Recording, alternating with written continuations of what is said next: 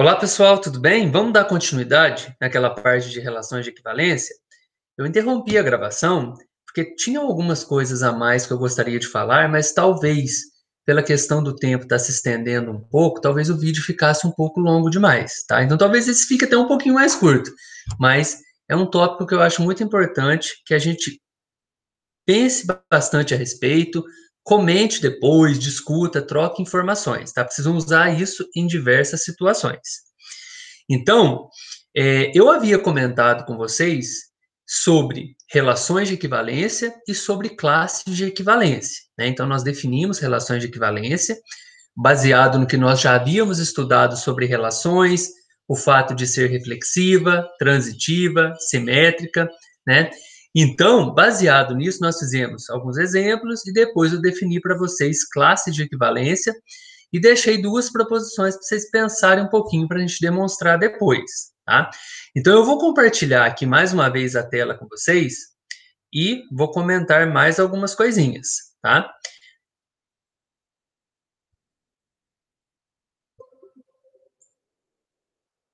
Então, vamos lá? Beleza. Nós temos aqui, então, uma outra definição, definição de partição de um conjunto, tá? Então, seja A um conjunto não vazio, nós diremos que uma família F de subconjuntos não vazios de A é uma partição de A se e somente se essas duas coisinhas foram atendidas. Dois membros quaisquer de F, ou seja, dessa família, ou são iguais ou são disjuntos. A união dos membros de F é igual a A. E tem uma observação importante, que é a seguinte, que toda relação de equivalência determina uma partição sobre A. O que vem a ser isso? Vamos ver um exemplo? Vamos imaginar esse conjunto aqui, gente. Imagina um conjunto A. Ele possui como elementos 1, 2, 3, 4, 5 e 6. E vamos considerar essa família de conjuntos aqui, ó. Então tem um conjuntão aqui, e dentro dele tem três conjuntinhos. Tá? Lembra que eu falei sobre família de conjuntos? Né? Então, um conjunto maior, e dentro dele os elementos são conjuntos, né? Então, olha lá, nós temos aqui o conjunto com os elementos 1, 2, o 3, o 4, 5 e o 6. Né? Então, tem uma família de conjuntos aqui. Agora, vamos analisar as características dessa família, né? Por que que eu posso dizer que ela é uma partição de A em uma, duas, três partes? Porque essas partes atendem, né, esses três subconjuntos atendem essas características aqui, ó. São não vazios, são disjuntos 2 a 2, então se eu pego um 2 e o 3, o 4, 5 e 6, 1, 2, 4, 5, 6, são disjuntos, não tem elementos em comum, né? E a união entre eles é o próprio conjunto A, porque pensa comigo, olha, 1, 2, o 3 aqui, o 4, 5, 6, forma justamente o conjunto A. Então, aqui a gente tem uma partição do conjunto A em três partes. 1, 2, 3, 4, 5, 6. Ok? Guardem bem isso também. Aqui é só um exemplo, só para ilustrar um pouquinho a definição de partição de um conjunto. Tranquilo? Bom, e vamos falar de um outro assunto muito importante. Vocês vão ouvir falar muito sobre isso, talvez já tenham ouvido falar, definição formal para isso, tá? Que é a definição de congruência módulo N. Tá? Muitas vezes fala congruência módulo M, ou seja, depende da letra que você está usando ali, mas na prática o que mais se usa é congruência módulo N. Então vamos considerar esse N um inteiro positivo.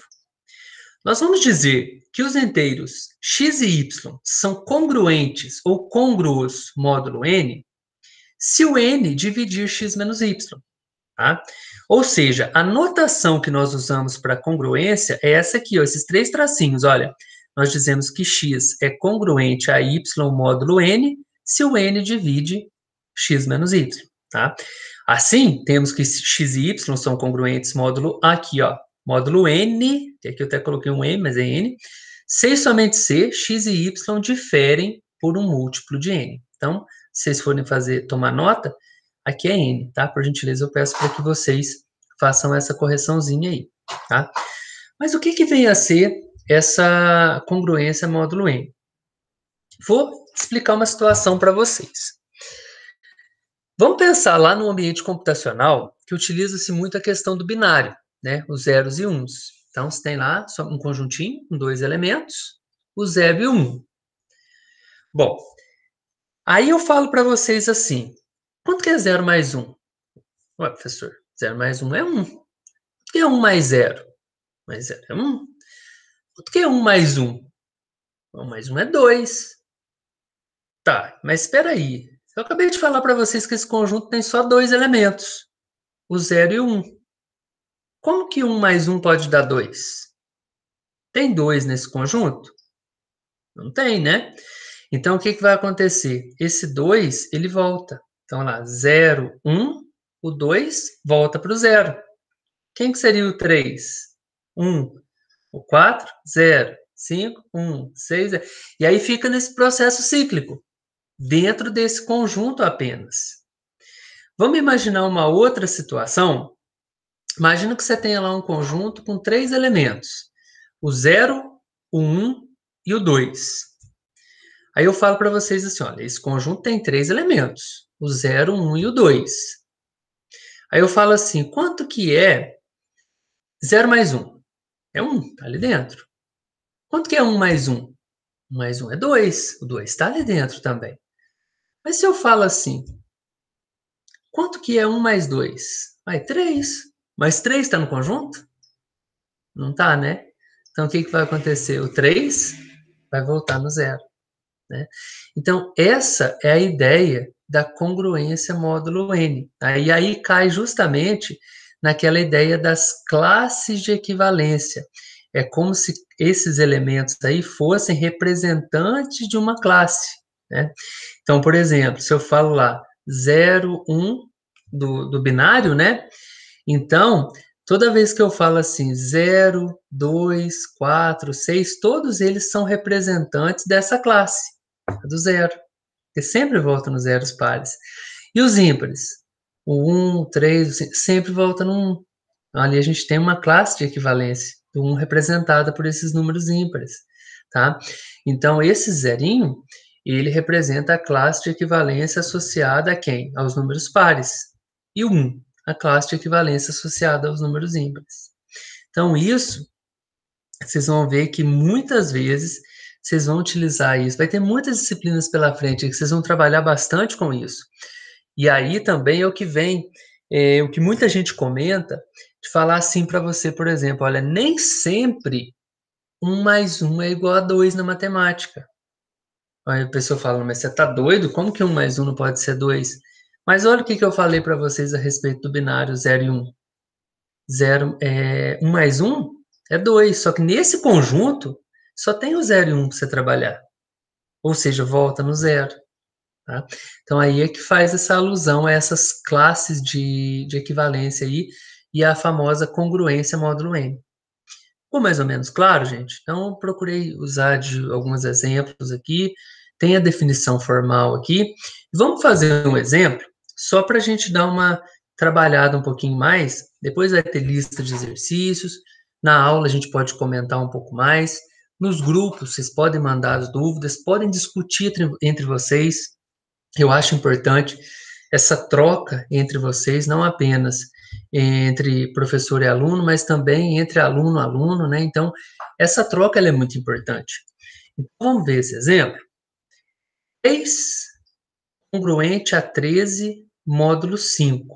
Bom, o que é isso, gente? Bom, se nós formos pensar módulo 5, vamos lembrar lá do 0 e 1.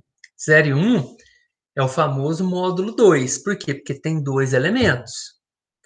Módulo 5, então, quantos elementos nós teríamos nesse conjunto? 5 elementos. O 0, o 1, o 2, o 3 e o 4. Tá?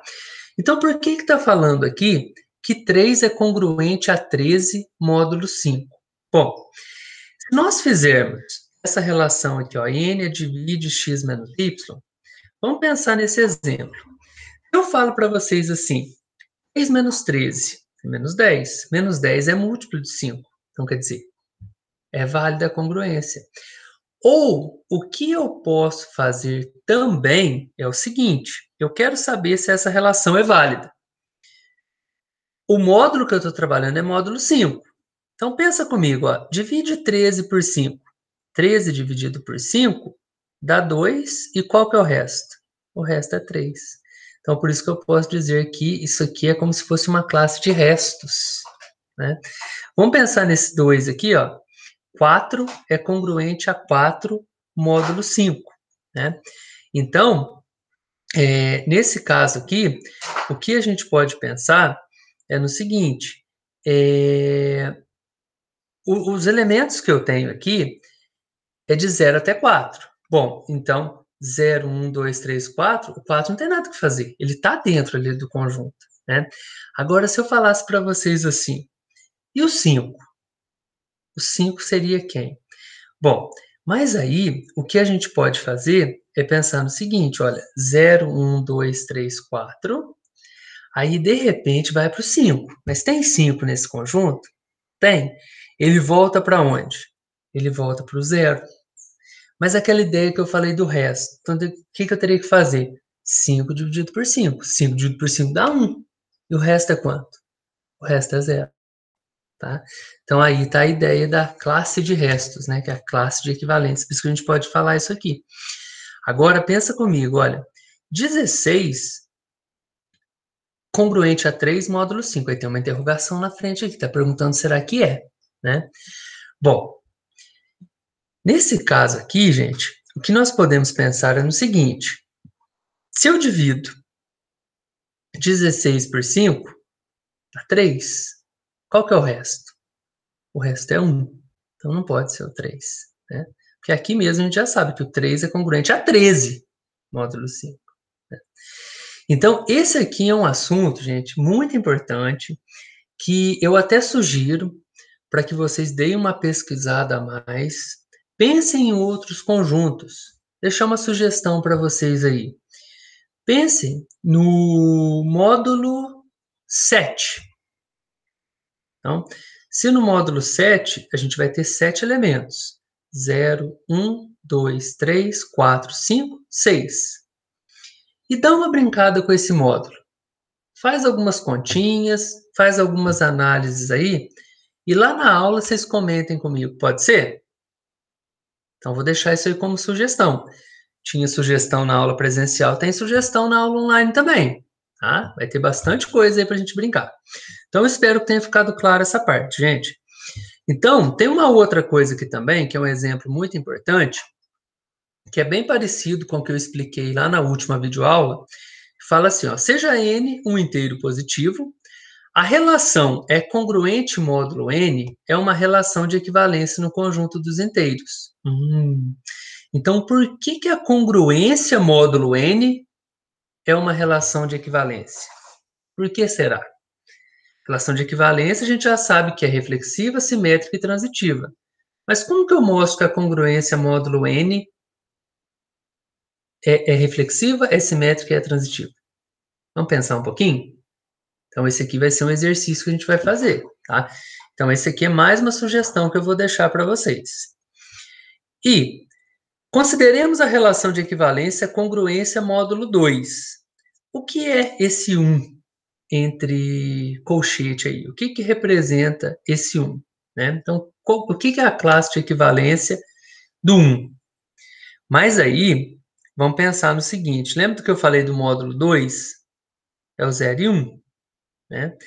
Então, se eu falo para vocês do 2, o 2 volta no 0, o 3 vai para o 1, o 4 volta para o 0, 5 vai para o 1, 6 e assim vai. Então, o que você pode observar nisso? O 0, ele está recebendo todos os números pares, não está? E o 1 está recebendo todos os números ímpares. Ou seja, quais são os elementos do conjunto dos inteiros que estão relacionados com esse 1? Todos os números ímpares. Então, o que é esse 1 entre colchete? Qual que é a classe de equivalência do 1? Os números ímpares. Beleza? Bom, então é isso. Essa parte era basicamente isso que eu gostaria de falar para vocês. Eu vou interromper o compartilhamento aqui. E nós finalizamos aí mais uma aula. Eu espero que vocês tenham assimilado um pouquinho a respeito desse assunto, que é muito importante. O próximo tópico que a gente vai trabalhar são as relações de ordem, e aí eu vou trazer também aqui mais alguns tópicos para comentar com vocês. Tudo bem? Então, finalizamos aqui essa parte, tá? Um grande abraço para vocês e nos vemos nas próximas aulas. Um grande abraço.